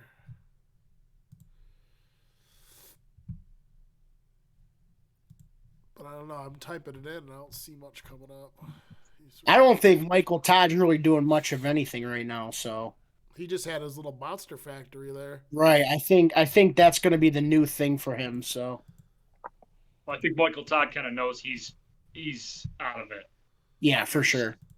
I mean, he's not unless he drops down to heavyweight and stays out of supers. He's got no business in this new generation of supers. Europe figured him out. We saw it with Gennady. Figured him out, Right. and it's kind of over for him unless he can get back to. The only thing he's got, and I don't consider it arm wrestling at all, is the King's move. I think that whole thing's gone way too far. And they've figured the Kings. These guys are able to press through it. He doesn't have that same. wow. Absolutely. Okay. Hold on a sec. I found this. There's an actual East versus West website now. Where? Yeah. Okay. Just because so I want to get there, so the main event, supposedly, and I can pull it up so you guys can see it.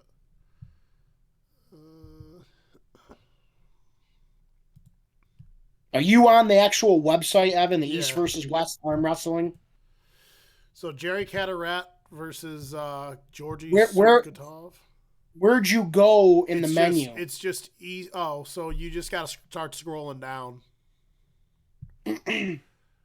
Jerry Catarat versus Georgi Savetkov. John I see that. Brzezinski versus Irakli. Yeah, John Brzezink's gonna fuck him up. Kirta Galley-Ongarbayev versus Michael Todd. I do see that. Okay, yeah. So this is real I then think- because here's Gabby Yeah. Vasconcelos versus Barbara Benjov. versus Barbara. Yeah, I Rustam think. Babayev and Paul Lynn. Okay, so what do you guys think about these matchups? Catarat. Michael Todd's gonna get fucked up. Yeah, probably. I think Jerry's got a lot, but that Georgie, I have seen him pull a few times. He's another powerhouse. It's if he can deal with the press at that point, because that's going to be Jerry's go-to. I think Brzezinski has just got too much in the bag for Irakli. I'm trying to think what else is on here. Like I said, Rustam, I think is still, as long as Rustam's been consistently keeping up with himself, I think it's going to be, I think Paulin will be in the mix, but I just don't think he'll have enough to get through him. I don't. But again, Paulin has proved people wrong before too. So, and then Corey West Fareed there, I believe if you go back, Brzezinski pulled Fareed back in the day.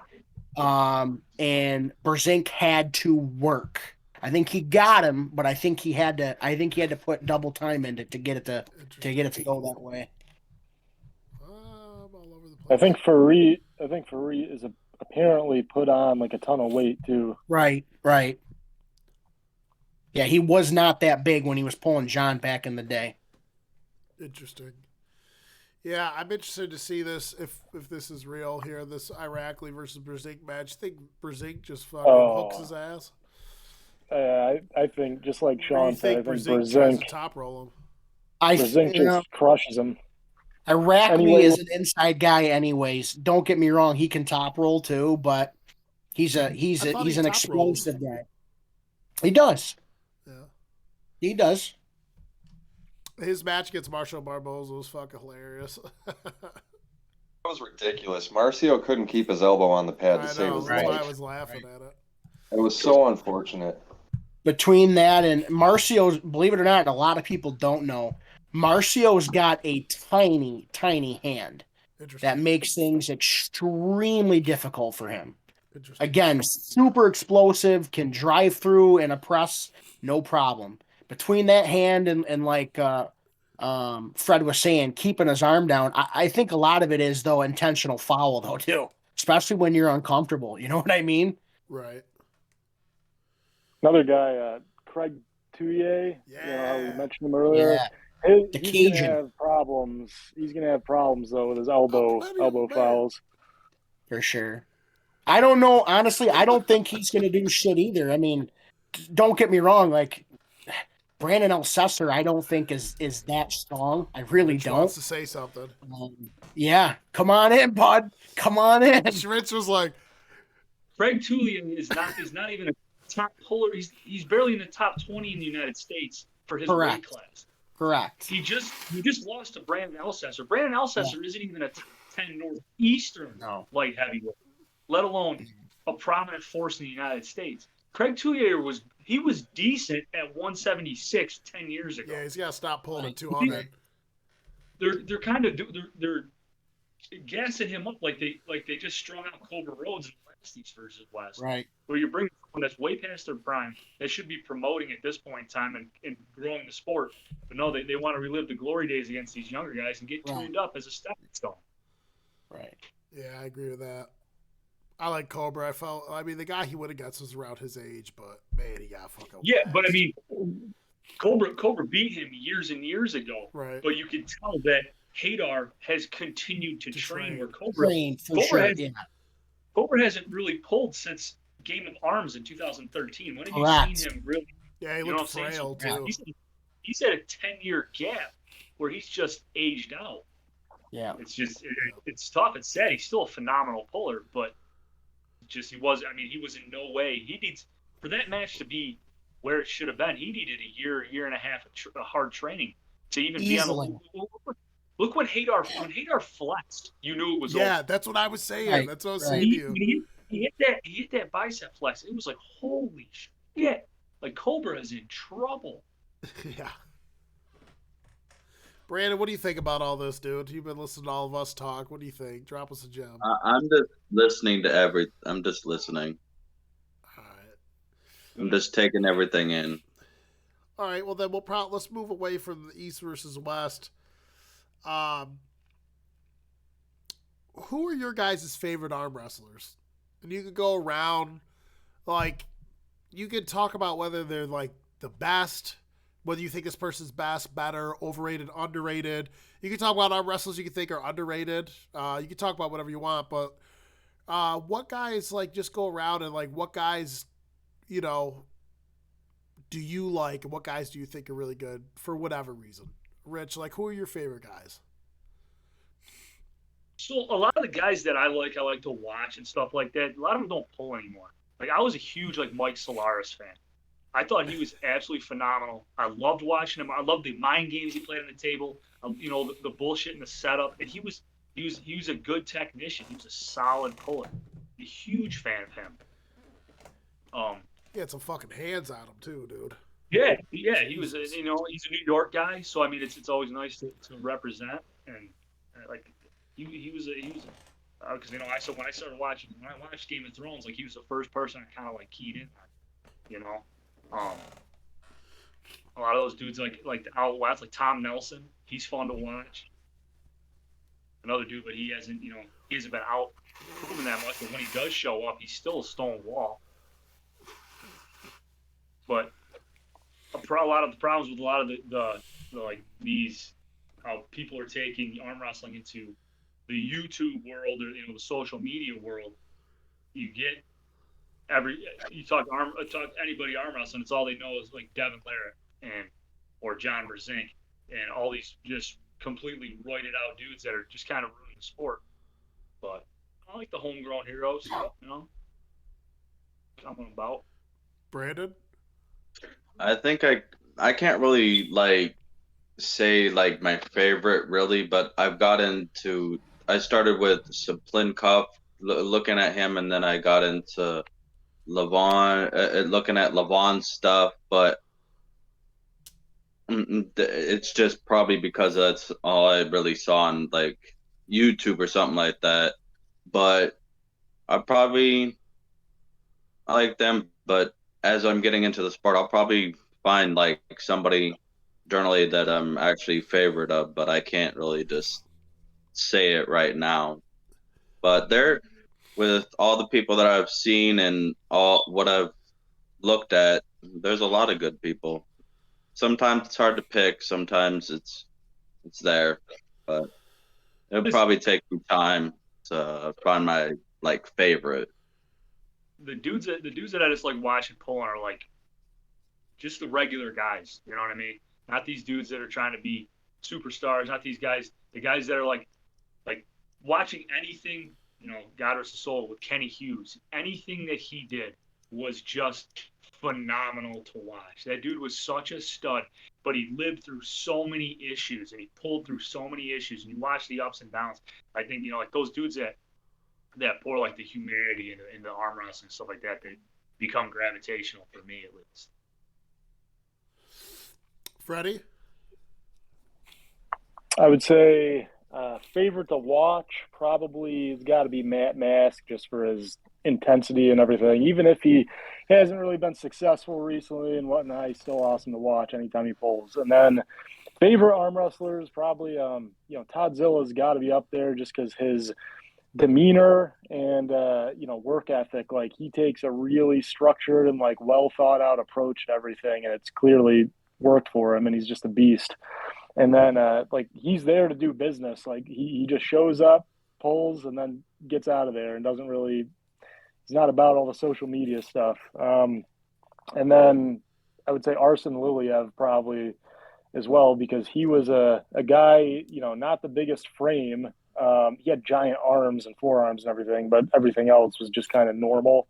And he was facing giants, Saplinkov and Pushkar, all those guys he was pulling against and doing well. So I don't know. He's probably my favorite. If I had to pick one, it would be Arsen. Gotcha. Matt looks like he's about to fall asleep. No, I'm gonna have to say JD Fox. No. That's funny. No, that dude is my boy. You better watch your tall JD Fox. I love that guy. Fucking not backing down, trading dude. Fucking. It is certainly not Dave Chafee, because that motherfucker wouldn't shake my hand. That shit was fucking funny. What happened? Tell him about how we watched you fucking try to talk to him. That shit was great. It was at Trojan Wars last year, and he was there. He didn't pull or anything, but like, he was standing talking to like a couple of his friends, just like 2 or 3 people, and I was like, fuck it. I was feeling a type of way, so I was like, I'm gonna go try and meet him, see if I can shake his hand or whatever. So like, I go up and I was trying to be polite, so instead of just like barging in and being like, hey, nice to meet you, I fucking stood there for a second hoping he would, I would catch his attention. And like, I ended up standing there for what turned into be a very awkward amount of time, because the dude just would not turn his head and acknowledge me. I know damn well he knew I was there, but he just wouldn't acknowledge me. I was like, that's quickly getting awkward. And I was looking over back at, Freddy and Evan and my kid, and fucking they're all laughing at me, and I just didn't care. So I sat there for a minute, and then it just got too awkward. I just finally gave up. That was my first tournament. That was a lot of fun with you guys. But shit was a blast. on a serious level, God, it's tough to say. I don't know if I really have like a particular favorite. I know one guy, I don't know if you could say favorite, but he's a guy that's in my weight class. He's kind of like a target for me, Oh, so you're and he's talking about always like been, regional guys? Go for yeah, it. local. Yeah, go. Well, local-ish. He's from Pennsylvania, John Hynoski. Okay. But he's just such a good target for me. I really like the dude. He's a nice guy. You know, he doesn't give a fuck what anybody thinks about him, hence all the crazy clothes and the fucking look and everything. But you know, I just see him as a really good target, a really good goal to try and get to. Um, and I love watching him pull. The intensity, he's super technical. He's really fun matches every time I watch him pull. So if I had to give a serious answer, it would probably be him. Nice. Sean? Um, Alexei Vovoda, Oh, probably. that's one of Honestly. mine. Oh, That's one nice. of mine. And I'll tell you why. For two reasons. One, what he accomplished. But two, I respect the way he trains. You know, the dude works out in a dungeon with garbage equipment, fucking pig iron, and he is a fucking psycho. Extremely strong. You know, hands down, probably my by far my favorite arm wrestler of all time. Yeah. Is there any other ones that you, any other guys that you like, or you think's cool, or for whatever reason you like to watch? I mean, Berzink's always fun to watch. I love seeing him get himself into pickles, especially him now getting older where he's got to work for it. The dude can still pull wins out of his ass, you know what I mean? And they're good wins too. And it's not like, oh, you know, he kind of, it's not like a Brandon Alcester where you won by the seat of your pants. No, John will put you in a position where he just is gonna fuck you up. I'm trying to think what else, like what really, like ones that really impressed me, dude. Um, Arson's another one who's not around anymore. Monster fucking like bionic arms. Um, is the only one that really could fuck Dennis up for a long time. You know, Taurus is another one. There, I mean, there's Taurus. I could Taurus the sit here for Black King. days and talk about guys. You know what I Yeah. mean? But normally it's most Europeans that really impress me. You know, we arm wrestle here, but then there's arm wrestling there. You know what I mean? It's a totally different ball game. Awesome. I find myself liking a lot of arm wrestlers. Like I could probably just go on about the guys that I like. I'll probably catch flack for this one, and it's not so much. I do actually like him and some of his content, but in terms of like aesthetics, like just really enjoying watching someone pull people when he's pulling to the best of his ability was. Vovoda is one of my favorites too. But thinking of Vovoda, Bajit, that top roll of his, so smooth, so fast, so efficient, and it's just so weird to me when I first started watching him how effortless it looked when he was like in his prime left-handed. Like it looks like such a small movement. He's just like dink and he's just like back pressure pinning guys.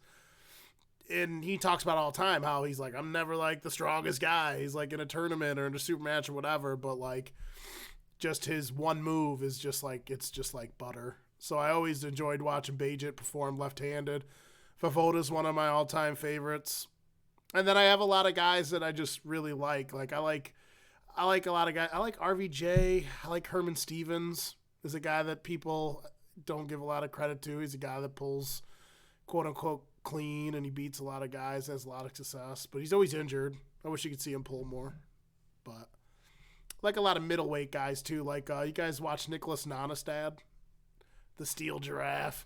The Steel Giraffe. Yeah. He's like 6'6", but it's just watch so much stuff now. I just find myself liking so many of them. There's not many that I just dislike. I mean, for a while there, I disliked Bowen, but some of his content's growing on me a little bit. Some of his breakdowns and stuff like that. But yeah, definitely Vovoda and Bajit, probably my two favorites in terms of like pulling.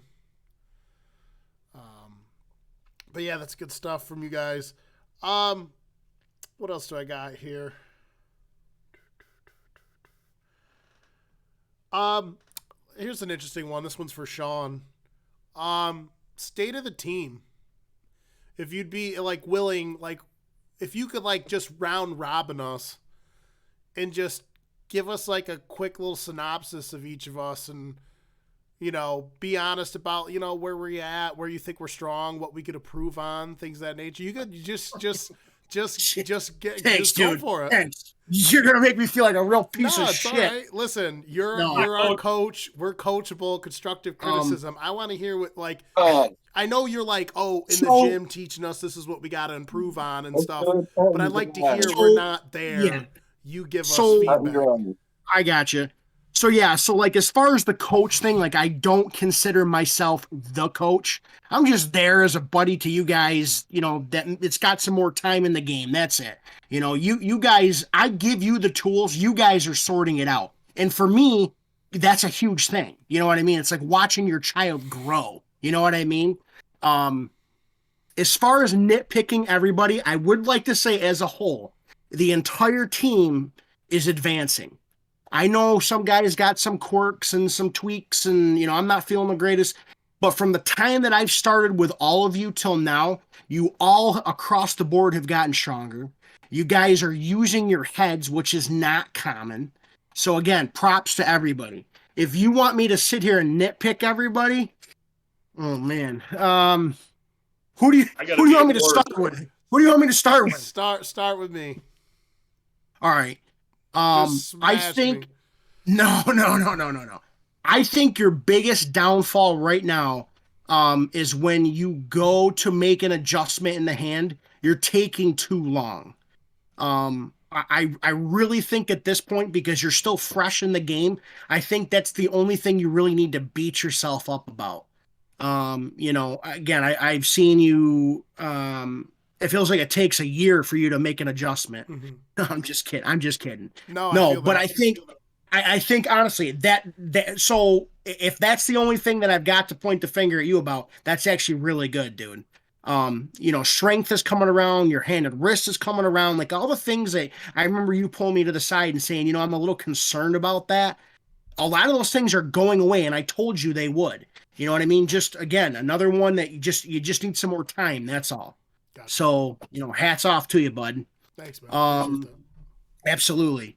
Brandon, I think a lot of it is, I think the strength is there. I think it's just applying the knowledge to the table. I think that's his biggest downfall right now. Guy's got an extremely strong arm. That lock could be like world renowned at one point. I mean, that fucker can stop anybody at 3/4. So I think that's really, what's that? No, I think that's really his only downfall. It's a table game. And again, that's time. You know what I mean? Matt Morrison is a bad motherfucker. I'll just say that right now. It's my boy. Matt's come so far. So far. I remember days where he'd get frustrated and he wouldn't act like it, but he would get frustrated. And now it's like, now he just shows up and pulls. Again, another guy I think who is going to be super technical once the little tweaks go away. I know he's dealing with some things here and there. And I think that's just time, Freddy Morrison, I think is the biggest cop in the world. I think that kid is wasting his time at this point. The dude's just literally going nowhere. No. I think another one who's, he looks like Rustam Babaraf. I don't know if anyone's ever pegged that yet, but he does. He looks like Babaraf's fucking little brother. Awesome. No, again, he's strong as fuck. His arm's growing, his table game's growing for sure. As long as he can stay injury free, I think he's going to go far in a short period of time. We're talking inside of 2 years, he'll be able to go to a nationals. And I'm not saying win, but I am saying he is going to turn some heads for sure. Big Rich. I'm trying to think. Mark Gervais.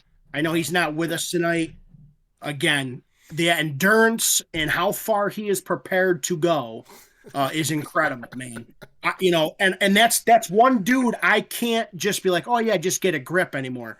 He crushed me left-handed when he got the upper hand for sure. Now, granted, he was way out on my hand, but still, he is willing to grind it out. He's willing to obviously pop his fucking tendon off the bone too. So that dude is definitely going to be a psycho eventually. The dude trains all fucking day long. I mean, when you take a look at that guy, it's I only could pray that I look like that when I'm his age. You know what I'm saying? So look out for him because he's coming hard. Rich, again, incredibly talented. I think he is going to go extremely far in the game. He's obviously not willing to, or he's obviously willing to go to bumfuck Egypt to pull, events. And you know what's good about Rich though too, man, is I see him sometimes he gets frustrated, but he bounces back quick. He figures out a way to just cope with it. You know what I mean? Another one that I think in the next couple tournaments, I think is his rankings are going to go through the roof too. I know he's got a couple of guys he's looking to take their heads off, and I think he'll do it for sure. Who else we got? That's Gervais. Let's talk about Holt. That kid is a fucking psycho. Yep. Again, willing to put himself in positions, explosive. Dude, there's not many out there that is explosive as that kid. That kid is a freak, man. I mean, he can come from 3/4 getting his ass kicked to he's just pinned you. You know what I mean? And one thing I will say that I loved about Holt was he went into that first tournament at fucking when we went to the state fair, and he didn't pull a dude that was within 40 pounds of his weight, and he tried so hard, pulled his ass off. And I just came away from that being like, man, this is a good kid. The perk for him is he is a baby still. You know what I mean? He is a baby. Again, another one. If as long as he stays injury free, if he's willing to put in the time, he will go far for sure. Unfortunately, I haven't had a whole ton of time with the rest of the guys. Vaughn Crispin's definitely a strong guy. I just think he needs to sort some stuff out for sure. Health wise, I know he's got some stuff going on. It's not his fault. Honestly, it's just another bump in the road, but hopefully he comes back and starts training hard. Eric, again, extremely strong. Got one of the biggest hands I've ever set against. Definitely has a ton of potential. We'll just see if he hangs in there. You know what I mean? And I hope he does. Who else we got? Am I missing anybody? Jason.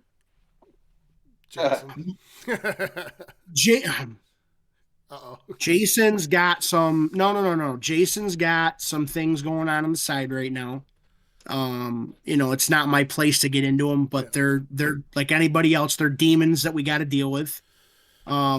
Jason has beaten guys that, like the Paul Lynn situation, the Talbot situation. He's got a drag that would literally yank me across the table. I tried to kick that habit from him, but plan B, he'll beat you. He'll beat you with it for sure. You know what I mean? There was a state event where we both duked it out. It was a hot day. I unfortunately had a shit bracket where he kind of didn't. He actually ended up pinning me.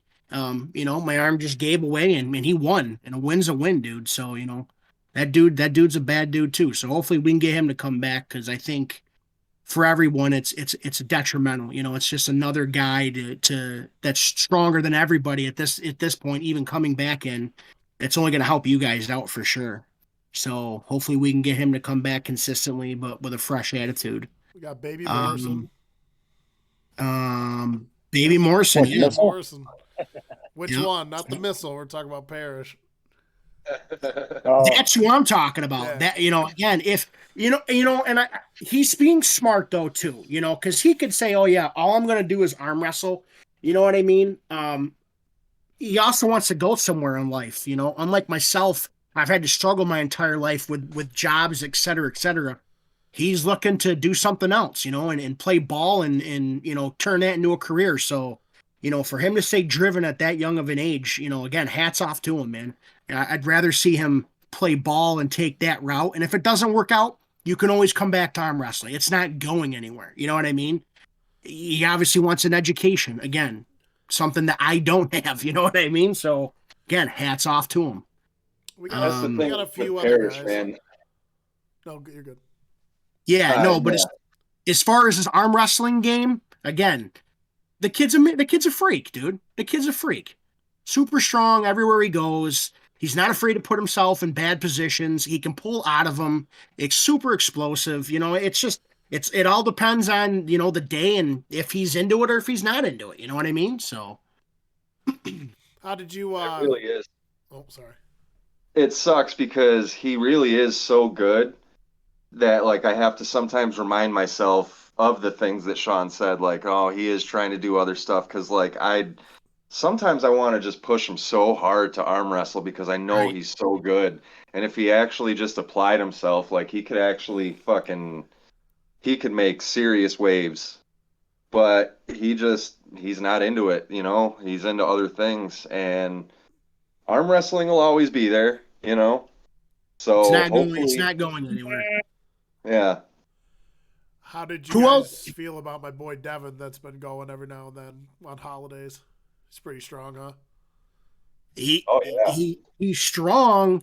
He's just got to get his table game figured out. Again, another one that's willing to grind it out power wise to the end. He's a psycho. He is a psycho, dude. And I feel bad for him because he had said to me on the way out, he goes, I wish my practices down. Where's he from? Virginia Beach? Yeah, he's from here, but he went in the military. Moved there. Right. A lot of his practices down there, he's just got brute pullers. And unfortunately, that's only going to get you so far. You know what I mean? You do need a table game. So, having him coming up here and then hopefully going back down there and those guys listening to what, he's caught on to up here, hopefully that'll work them out too. But again, another one, as long as he stays injury free, he's going to go far for sure, or could go far for sure. Gotcha. The only other Who else? I can think of Yeah, is who else we missing? James. James is another one.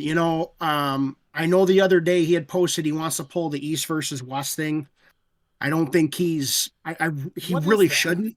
It's like a qualifier or something, like regional So, qualifier for that or something? Yeah, so basically it's what it is. What they're looking to do is pick up American local talent, Okay. and then depending, because that's not all set in stone yet, but from what I've gathered, they're going to take a certain amount of guys. I don't know if it's 1 through 3, 1 through 5. I don't know how they're going to do it. And you have a chance to go overseas and pull in the real deal, East versus West. You'll get a card. So what James was saying with that was there's qualifiers in each sector. They're going to take the top 3 from each sector Correct, and have a right. United States tournament. Get the top 3 from the U.S. in each weight Co- class. Correct, yeah. I don't think I really, because I don't want to be like, no, you guys can't do that because you guys are capable of doing it. I just think because he doesn't have a lot of table time, I just don't think he's ready for that caliber of a tournament. You know what I mean? You're talking about they're having a Northeast, they're going to have a South. I think they're having one in Florida, and then they're having a Midwest one as of right now. So you're talking about the best guys across the country that we've got here in the USA that are going to make it out of that to go pull in one final finale, so to speak, to then go get your card over there. You know what I mean? Like I think it's too far out of reach right now. I really do. But again, going back to him, not to get off topic, but super talented. The dude obviously is able to break arms. He's proved that. And not like an arm. Well, I just broke. Like it spiraled and shattered. So yeah, the dude's a bad motherfucker. I think he's got. I think he really needs to start focusing on the table game instead of the strength thing. That's one thing I've noticed with him is he just wants to duke it out and get that win. He needs to slow himself down, take some losses, and learn the actual table aspect of it. Who else we got? I don't know. I feel like the rest of the people, there's a few other guys, but they don't show up as much. We've got a lot of new guys that have been Yeah. coming randomly. There's Ari, but I haven't seen Ari all that much. I haven't even arm wrestled He Ari. he's not consistent, right? And I think he's trying to get over the aches and pain thing, which the only way to do it is really just to keep doing it, unfortunately. Yeah. You know, you got to listen to your body and back off when you have to, but you gotta work through the aches and the pains for sure. Um, Chris I know Myers, when I was they first haven't. What's that, bud? I know when I was first starting, it was the that bicep tendon that was like because of that pop the first time, that good like weird pop. I wasn't hurt. It was like sore, and I didn't really my arm was not really into it, Because but you're a I felt that going. because you're a freak, dude, and you're about as solid as they get. It probably was some fascia releasing, dude. Honestly, you know what I mean? I wouldn't worry about Yeah, you don't have to worry about bicep tendon. And you know why though? Because you've built a good foundation. You've lifted the heavy weights and built it in the gym. You're the type of guy that doesn't go in for an hour. You're there for 3 hours. Or if I can't sleep, I'm willing to walk 2 miles to get to the gym, work out for 3 hours, and then walk 2 miles home. You know what I mean? So yeah, yeah. you just like aches and I'm pains. walking in 13-degree weather. I know you're a fucking madman. I wouldn't be doing that. Way. Well, it helps with recovery too, because it helps with It does. all the inflammation and all that. Yep. The win. What is that dude's name? Wim Hof. Wim Hof. The Iceman. Yeah. Yeah, for sure. All right, so no, that's all great stuff. So I think what we'll do, like starting to wind down and finish up, I just want to go around and see how everyone's feeling. Where's everyone at? How they feel going into this Atlantic City tournament, and what you guys expect. I don't know if you know anyone at all who's going to be in your brackets. Just give me an overall synopsis, each of you, of how you guys feel. Brandon, are you going to come or no? I might not come because I might have that like hernia by my groin, Oh, that's so right. Okay. Yeah, you probably I'm shouldn't come. mostly doing body weight just to keep my strength and something that's not gonna. I'm staying away from like deadlifting or something like that until because I have appointment the 12th, so to determine what's going on. Either I have to either get a surgery or I just have to maintain it, but it kind of messed me up because I was really like planning on going too. So, Gotcha. and it just happened out of like nowhere. Right. Well, hopefully you heal up, and then we can get you on one of these like more closer ones or something like this spring, maybe Trojan Wars or something. It's not that; it's about the same distance. But what? How you feeling, Rich? What do you expect? How you feel going into this? You confident? What are you thinking? Yeah, feeling good. Feeling good. There's a couple bodies there that you guys still hear me? Yeah, Okay, my shit like just got a weird thing. he's always like, There's a couple bodies there that I want to take. I'm feeling confident. Uh, I know that there's a couple heavy hitters that are going to be there. Brian Malik's going to be there, and he's been a force at 176 since he dropped down. So, but I'm excited, definitely excited, feeling strong. Got a handful more weeks to get prepared, and we'll be there showing out. word. What about you, Matt? All right about it. I've been having some issues lately. Anxiety's been kicking my ass a lot. I've just been overthinking a lot and everything, but I'm still good to go for this tournament. I don't really have my eye on anybody in particular, but I'm definitely excited to go. This is going to be well, I guess I can't say first because Keystone would have been the first big tournament in a pro class, but this will be, another stab at the pro class, and there'll be some of the best there. So I'm just excited to see how I do, and hopefully I can keep my head straight that morning and just put on a good performance and walk out of there happy with myself, regardless of if I take home any medals or anything. Gotcha. What do you got, Freddy? How you feeling there, Freddy Fingers? Feeling pretty good. My training's been pretty decent the past couple months. I dropped the ball a little bit this past week, but overall feeling good. I don't think I can compete in the pro class because I didn't qualify. I might still try to like sneak in there, see if they'll let me. But if not, hopefully get a win in the amateur class. Okay. For me, I honestly, I feel as confident as I've ever felt. I'm healthy. I feel like I've made like a lot of strides in terms of like the table. I do agree with Sean. I got to get better at making up my mind and making like my transitions. But Sean's been working on me and my setup, and I feel just so much better in the setup. Which is I don't think unless I'm trying to flop risk someone, I've never felt good in the setup at all. But now with a handful of tournaments, that portion of it doesn't, and it never really bothered me. I'm able to just compete, but now I feel like very comfortable, and I feel like I've made a lot of improvements recently. So obviously it's a big tournament and stuff like that. And, I always try to temper my expectations, just kind of just compete as hard as I can and have fun. But I feel like if everything comes together on the day, I feel like I might pull the best I pulled probably at Atlantic City. That's just, I don't know. That's just how I'm feeling. But we'll see. We gonna hit a casino buffet, or what are we doing? That's all B Shore's been talking about, and now it's got me talking about it because I haven't been to a buffet in forever.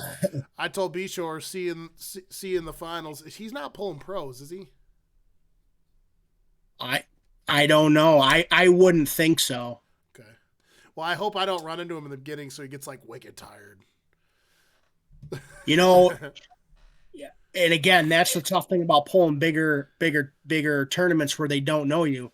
They may pair you up right out of the hole. It's happened to me unfortunately too. So, but yeah, it should be a good time. I'm going down for the whole weekend. I think we're leaving Friday and we're gonna stay till Sunday. So I'll just make a whole weekend out of it. So if you guys want to like actually link up in between and stuff, grab food, hit the casino, maybe start a bar fight somewhere. Do that, no, just joking. But what do I want to end with? What do we got? No, I mean, I guess that's just pretty much it. We've gone over everything, and this content's been really great. You guys just have like such a wealth of knowledge. There's so many things you guys can talk about. You guys have done great on this today. I mean, it just went smooth. No issues with the technical difficulties.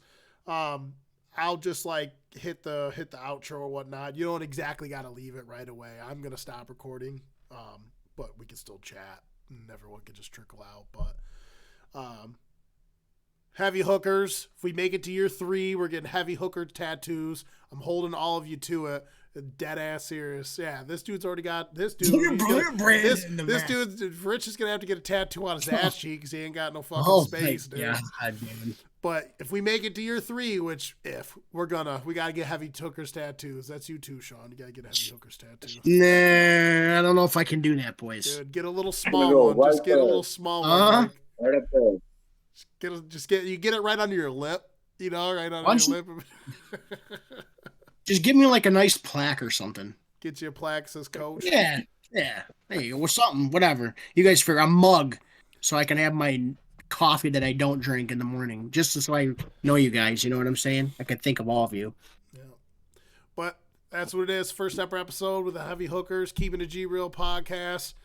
Got a month until Atlantic City. Let's try to pair up maybe after Atlantic City and after I don't know when East versus West 6 is, but maybe we can link up and talk about how everything went at Atlantic City, and talk about anything that's gone on between now and then, and we'll do that. For sure. Later, Awesome. boys. Sounds good. All right, boys. Keep it real. Later. See ya. All right. See ya.